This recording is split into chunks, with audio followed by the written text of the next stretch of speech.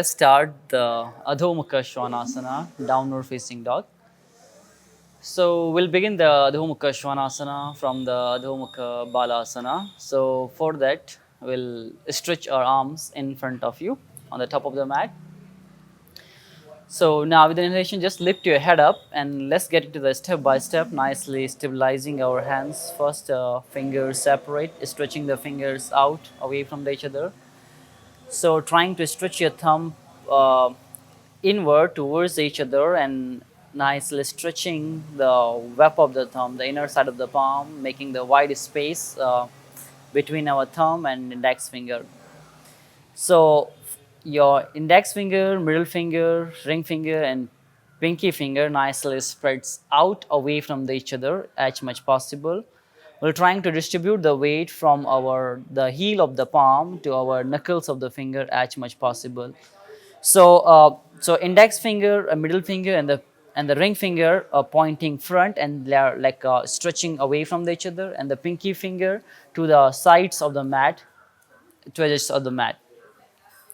So trying to make one action here very beneficial action, which will help us to keeping our shoulders away from each other. The action is called like swiping the hands like inward movement. So we're not gonna move our hands towards each other, but we press the hands, try to make that firm grip there, and trying to squeeze the hands like towards each other by pressing the hands strongly on the floor. But when you make that action, we'll have like we can make a little bit more like external rotation upper arms, and we can keep our shoulder more firm in this position when trying to make that action like swiping the hands inward.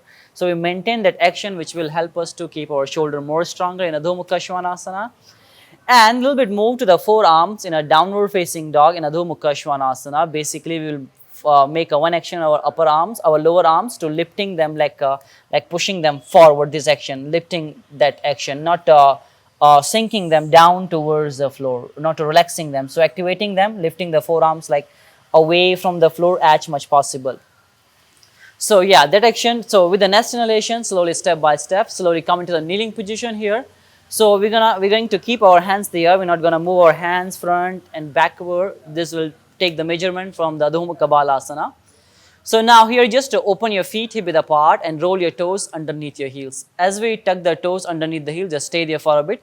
But remember the one basic movement for the downward facing dog as we do in a cow pose. So can you do the arch on your back a little bit, like tilting the hips forward. So trying to work on that action like tilting the hips forward, tilting the hips forward, not the posterior tilt, like tilting forward, like anterior tilt, like as you do the cow pose, as you're stretching the abdominal region.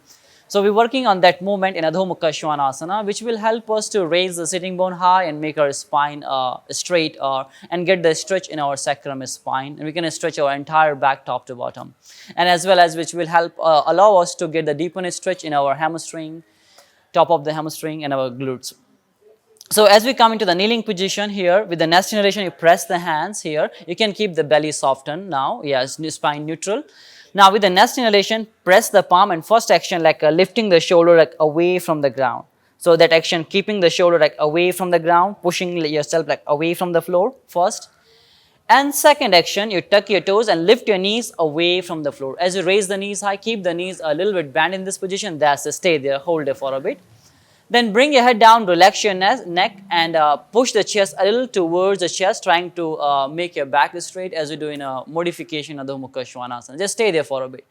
Now in this point, try to make that anterior tilt in our hip like as we do in a cow position. So tilting our hips a little bit forward, anterior tilt, which will allow us to raising the sit bone high on the top as we have to do in Adho Mukha Svanasana. So here, but keeping your shoulder like away from each other, neck broaden the shoulders, upper arms moving out, and then we're going to push the forearms like forward action, lifting them away from the floor without dropping the forearms. So the simple action, we're going to push the floor down with the hand, and same time raising our buttocks high with the knees bent, like that. Get the nice sharp length from the sides of the body. The edges has to be completely sharp and elongate from the wrist to all the way to the sitting bone.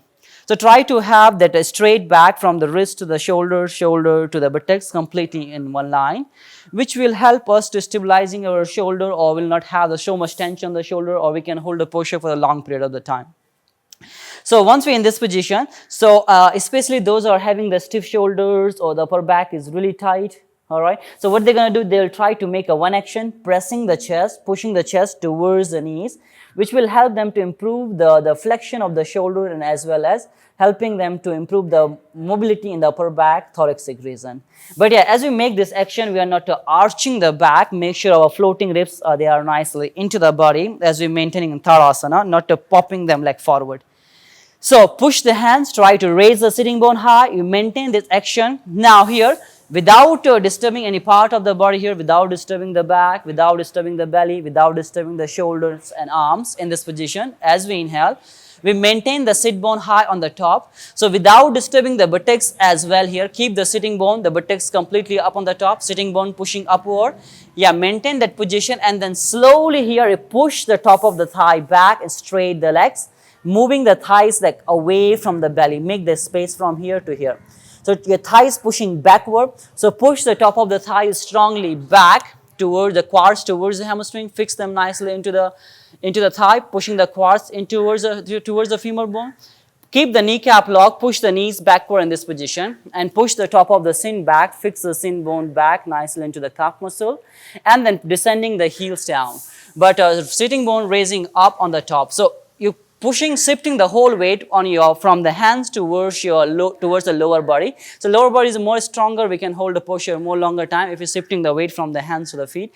So pressing the hands, action, rising from here, trying to lifting through the spine to the buttocks, and thighs pushing strongly back with the root of the thigh. Try to push the root of the thigh strongly back, all the front of the thigh pushing backward, and straight the leg. So keeping the legs stronger, knees moving backward, thighs and knees rolling out, inward in this position. Toes inward and feet apart, hip width distance. And heels slightly outward, which will allow us to get the more deeper stretch to our hamstring. So pressing the heels strongly on the floor. So here, once we can touch the heels down to the floor, we can working on to get the more deeper stretch to our calf muscles by lifting our toes higher. As you raise the toes upward, it will help us to get the more deeper stretch to our calf muscle.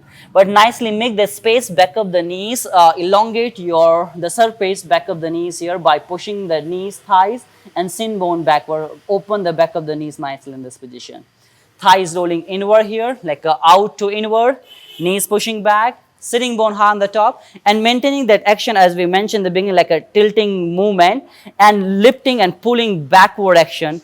So they get that sharpness in the posterior body from the heel to the buttocks, buttocks to the shoulder, shoulder to the wrist in this position.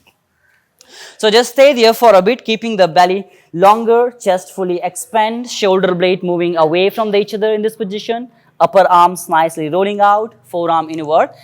And as well as we're rolling the forearm in order to pressing the inner side of the palm, make that action like lifting action on our forearms, not dropping them down, trying to lift them high away from the floor.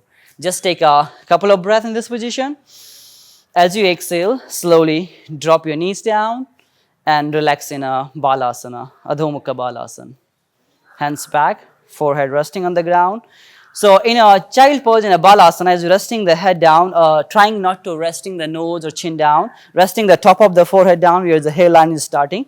It will help us to make the length in our cervical, which will help us to relaxing our nervous system quickly. If you're making the arch on the cervical, so it makes us more blockages in our cervical. So we're gonna rest the top of the forehead down, longer cervical, shoulder relax, hands nest to your body, and straight back as much possible. And buttocks like pressing down towards the heels. Stay there for a bit, and then relax. So let's try again Adho Mukha Svanasana for the person those have a hyperextension like me. So usually what we do when we come for the Adho Mukha Svanasana, so we start to because of the hyperextension arms, we start to dropping the elbows like down to the floor. So elbows moves down in this position. So we're gonna make a one action which will help us to keep the arms straight. But first of all, when you do those have a hyperextension arm, we're not gonna make a completely extend the arms like this. So see, you can see what happened, like completely more than the 180-degree angle, the arms is bending here in this position. So we're not gonna make the posture like that. If I do just first time, one time, nothing gonna happen. But if practicing every day, like that, it stress our elbow joint. So if you're practicing only one day, that's totally fine. But if you want a long-term practice, we have to just change a little bit habits. So instead to extending the arms completely, here when we strengthen the arms completely, as well as we are not using the arms muscles, triceps muscles, I just use the extension of my elbows here.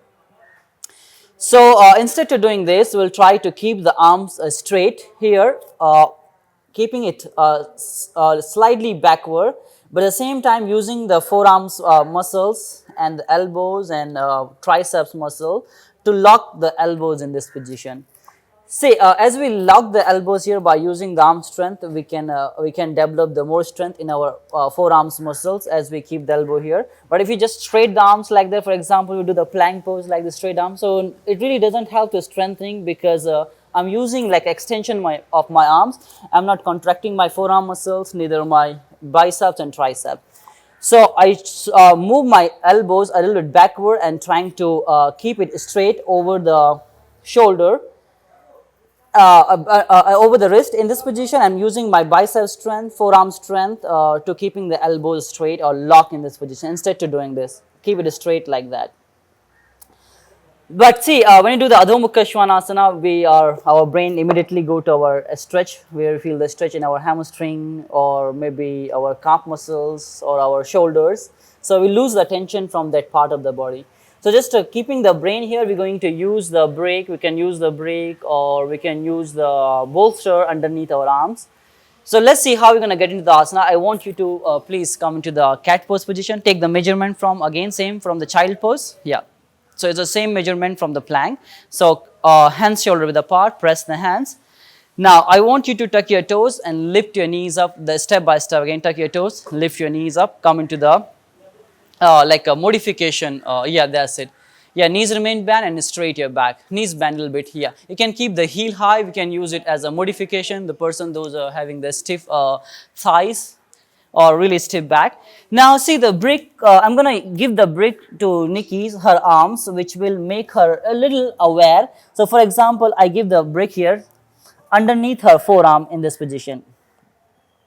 So now she have to make one action here to lifting her forearms in this position, like away from the brick, like pushing the arms like forward action, pushing the hands like forward action, not to, see as we push our chest like towards the thigh, then same time we're dropping our elbows down to the floor. So I'll try to keep the elbows. So if we're dropping the elbows as well, so it really doesn't help us to improve the flexion of our shoulder because we are dropping our arms as well. So we have to push them backward and pushing from the shoulder and lifting from the elbows, which will help us to improve the flexion of the shoulder and will help us to get the more flexibility in our mid-back, thoracic spine and the shoulder. So using the hands, like pressing the hands strongly, trying to lift the elbows, yes, like that, like pushing them, like lifting them, like away from the brick as you're doing now, like making this space here. So this brick will guide us to not to drop the elbows down or develop the awareness that we have to lift the elbows high, forearms high away from the brick. So same, instead of the brick, we can use the bolster here. We can put the bolster underneath our elbows and we can resting the forehead on the bolster just to have the idea. But same time, we're going to use the elbows to lifting them high away from the bolster or away from the brick. And then rest of the thing, we're going to implement the same action, like expanding the chest and as well as keeping the shoulder like little away from each other, not to collapsing the cervical, and elongating the cervical, keeping the head relaxed down in this position, not pressing the chin too much, keep the neck softened. But yeah, extension in our cervical region, crown of the head facing down, not really towards the floor, but you can point it towards the like center of the palms, like not pushing the head, but towards the center of the palm on the top of the mat. All right, now from here, maintain that sharp lifted action from the lateral side of the body, forearms lifted up away from the brick. Then from here, lift from engaging the armpit, lift through the sides of the body, sitting bone lifting higher. But here, try to make a little action from the sacrum spine. So try to raise the top of the thigh up, yes, that action, lifting from here up high, and the same time tilting the hips like rotating it like a forward movement, which will make the extension from our sacrum spine. Otherwise what happens, we just have that roundness on the upper back like that. Yeah, so we don't get the stretch on that part properly because they are collapsing here. So we need to make the length here working here by making that anterior tilt like that. Yeah, as we make the anterior tilt, it will help us to raise the sitting bone more high and will have the extension in our sacrum spine. So as we maintaining that tilt and lifting from here, but same time working on the abdominal region, floating ribs into the body, not to having the arch in the back. For example, if you can see, if you're working on the backward bend movement or preparing the body for backward bend. So yeah, we can practicing the Adho Mukha Svanasana, like pushing the chest strongly towards the thighs. If you get the arch, that's totally fine because we're working on the backward, the extension of the spine. So yeah, you can keeping the shoulder out and pushing the chest strongly towards the thighs. So this action will help us to stretching our anterior, the chest muscle and the sides of the chest muscles and the shoulders and armpits same time. So this here is a totally fine if you are working on the backward movement or preparing the body for the back bend posture. But yeah, if you're just working on the forward bend, just keep the back straight as much possible, crown of the head high of the floor and raising the buttocks, knees and thighs tight. So the brick will guide us to not to dropping the elbows for those, especially those who have a hyperextension arm, like lifting them high away from the brick. And rest of the action you're going to maintain same as you do in downward facing dog, lifting from high, and keep the brain here on that root of the thigh, which is a connector with the pelvic, lifting from here high up very strongly by pushing the floor with the hands, pressing the hands strongly on the floor and lifting the root of the thigh like higher like that. A strong push by pressing the hands on the floor and a strong pressure, lifting the buttocks high, which will allow us to shift the more weight from the hands to the heel. Now, for example, if somebody cannot press the heels down or having the stiffness of the calf or the lacking of the mobility on the ankle joint, so see how we can make them to do the Adho Mukha Svanasana. See, if you have the stiffness on the ankle and then stiff calf muscles, it can be a little bit challenging for the person to do that anterior tilt, like to tilt the hips forward in a Adho Mukha Svanasana. So for that we have to, it requires a little bit flexibility on our thigh and especially in the calf and ankle as well. So especially when we extend the legs in Adho Mukha Svanasana. So let's try see how we can make the people understand to have that anterior tilt in Adho Mukha Svanasana. For example, if somebody is going for the Adho Mukha Svanasana, downward facing dog position, or because of the stiffness of the thigh, so they're trying to press the heels down. For example, if they can manage to press the heels down, but it becomes challenging to raise the buttocks like high on the top to tilting the hip forward. If somebody have the flexibility on the hamstring, maybe they can go, or if somebody have the stiffness, so it becomes challenging. So the one of the option what you can do, subtle bend the knees in this position. As you bend the knee, it will allow them to raise that sit bone high on the top in Adho Mukha Svanasana. But as we bend the knee, see what happened, we lose the stretch in our calf muscle, then we lose the stretch in our hamstring. So we don't get that same benefit of the Adho Mukha Svanasana. So we'll try to get the stretch as well, same time to maintaining that tilting action. So we're going to use the brick for them. So let's see, we can keep the leg straight, we can stretch our hamstring, calf, and maintain the tilt as well same time. So I want you to please same way from the child position here. Come into the Adho Mukha Svanasana action. So for example, for the beginner people, Nikki, can you walk the hands a little bit more forward? Yeah. And see, one more thing, when you do the Adho Mukha Svanasana, because of the comfortable zone, body always want to get into the comfortable zone. So what we do, we walk the hands a little bit backward. Can you walk the hands a little bit backward, Nikki, a little bit towards me? Yeah, backward towards your feet. Yeah. So as we do like the Adho Mukha Svanasana, so what happens, the spine becomes shorter. You might feel easy to press the heels down, but the spine becomes shorter.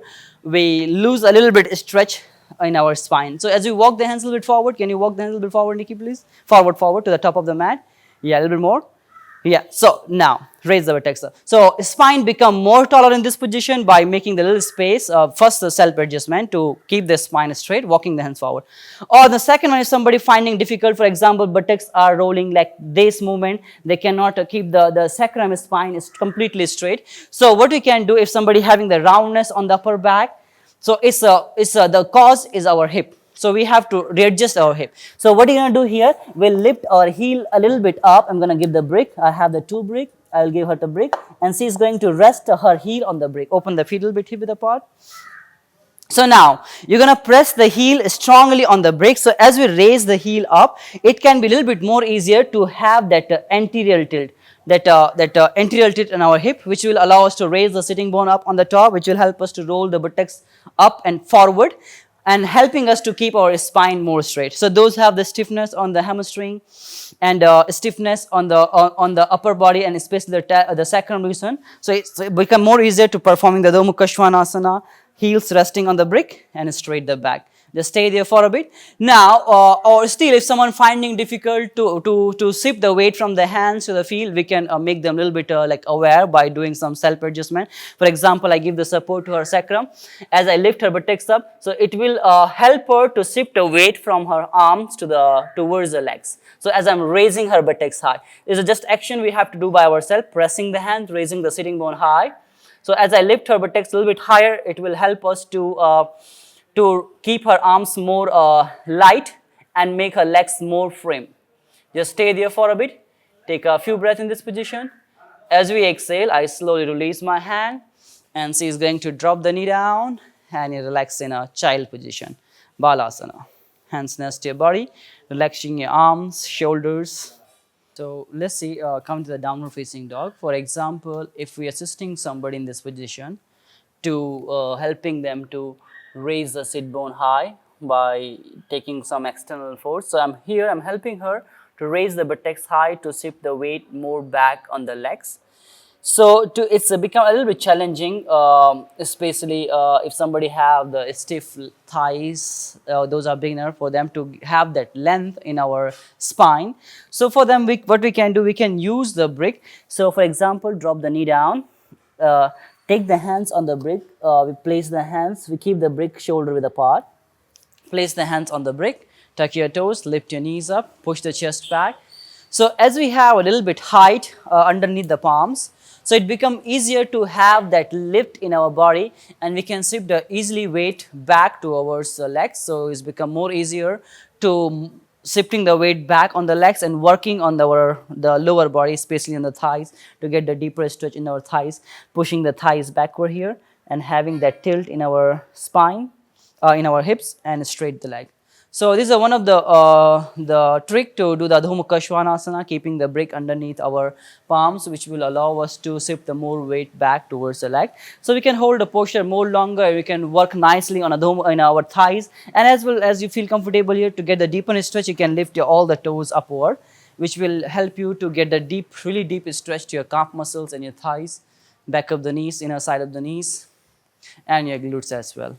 And then slowly exhale, drop your knee down. And let's try with the other way. For example, somebody have tense shoulder, any injury with the shoulder, cannot take the arms. For example, frozen shoulder. This is very basic disease now to frozen shoulders. So the restricted movement becomes so restricted. So if somebody cannot take the arms up than this, so the downward facing dog looks like that. The shoulder goes like over the head, over the wrist. So for them, we can do kind of a passive stretch, or where they don't have to lift the weight like away from the floor. So we can use the chair. So let's try the chair. So the downward facing dog with the chair. So I want you to turn your back to the wall, and you can come on the center of the mat. So we place the blanket here, which will keep the more soften our thighs, our pelvics, otherwise become a little bit uncomfortable. Let me fold it more once, so it's going to be more comfortable for the pelvis. So I want you to get close to the wall first, touch your heels on the wall, a little bit close to the wall, and pull the chair a little close to you. So now here, I want you to just lean forward and bring the pelvics on the blanket here, close to the blanket. Yeah, heels back on the wall. Yes, heels on the cutting of the wall, and open the feet hip width apart a little bit. Yes, like that. Yeah, pressing the heel and then drop the hands on the seat of the chair. Like that. Yeah, stay there. Now slowly you can walk the hands down to the front leg of the chair. Slowly, slowly walking the hands forward, forward. Once you can, reaching the hands down, longer arms. Yeah. So if you can reach the hands down, it's fine. If not, we're gonna use the brick in the first label or second label, pressing the hands on the brick. You can resting the chin on the seat of the chair, your heels on the wall, and trying to have that a length on the spine as much possible. So pressing the heels on the wall, make the spine longer, neck straight. So kind of a passive stretch in this position, and walking the hands forward as much you can, pressing the hands, and try to make the spine longer here. Heels pressing against the wall, knees pushing backward. So straight the legs as much possible and push the thighs a little back here and take a few breaths. We'll hold there for a bit. Breathe in, breathe out. So stay here longer. You can stay here longer in this position because we don't have so much weight on our arms, so much weight on the legs. But we might feel a little bit pressure because of that the backrest of the chair. But we're using the blanket to cover that. But it's still our whole body weight comes to our hip. We are bending from, or we are taking the more support. We might feel a little bit uncomfortable for here, but it's to stay here as much you can maintain this position. Hold it for a bit. As you release the posture, walk the hands back and hold the front leg of the chair, and walking through the front leg of the chair. Slowly, slowly, hands on the seat of the chair, push yourself back and then come back. Relax. Let's see, for example, if somebody collapsing the shoulder or cannot rotate the arms, upper arms like externally, so how we can help them. So first, to reminding them or bringing the attention here, so we can give some directional touch that by using the hands, like keep the shoulder blade away from each other. But if somebody have really tight shoulders, it's become like challenging to like hold the shoulders like that. So what we can do in this case, for example, they are collapsing the shoulder. So we'll use the strap. So I take the strap on her upper back in this position. So keep the strap, the both hands in the equally, and adjust the strap on the upper back here. So I take the strap underneath her right arm to the right side here, and the other one underneath the left arm. So I hook the strap on her arms in this position. So as I take the strap, I'm going to cross the strap like that. So which will help her to open the shoulder a little bit more, or lift the shoulders more up, like lifting the shoulder away from each other. So I hold the strap in this position. I'm trying to pull the shoulders backward in opposite direction, which will make the more space in her shoulder region, will help her to broaden the shoulders in this position. And as well as same time, we can pull from the side like a little bit backward, like lifting action. So I keep the strap around her outer thighs and lifting backward, one action, pulling the shoulder as well, and lifting the buttocks high and shifting the weight towards the heels, towards the lower body. And then slowly I release the strap and I take off the strap. Relax. Let's see the second adjustment to lengthening the spine or shifting the more weight on the heels. So the one way we can use the strap, like adjust the strap on the root of the thigh as we did with the chair. So I hook the strap here and I keep my one foot between her both leg, and with the exhalation I'll try to lift her up to make her spine more longer, shifting the weight back towards her leg. One action.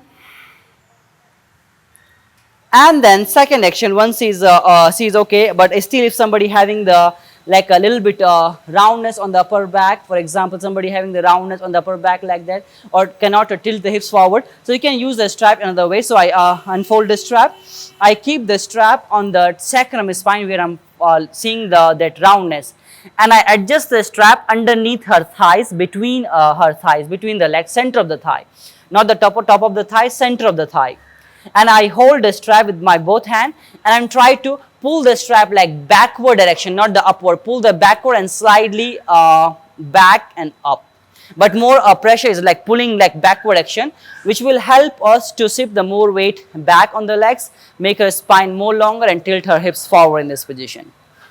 And also help her to descend her sacrum spine, make the more length on the lower spine. You hold a few breaths and then exhale slowly. I release the strap and then you can drop your knee down and relax. So let's see one more time for the person those finding difficult to roll the arms out or making the space between the thumb and index finger. So we can use the wall for them, or you can use the brick as well. But for that we need a cutting wall, not that curved wall, like a sharp cutting wall as we have now. And as well, if you're using the brick, so it's more easy. So what you're going to do, you put your hands down close to the brick and 4 fingers pointing out, 4 fingers pointing outward and thumb pointing towards each other. So we're going to keep the brick shoulder width apart in this position and the first label connected with the wall.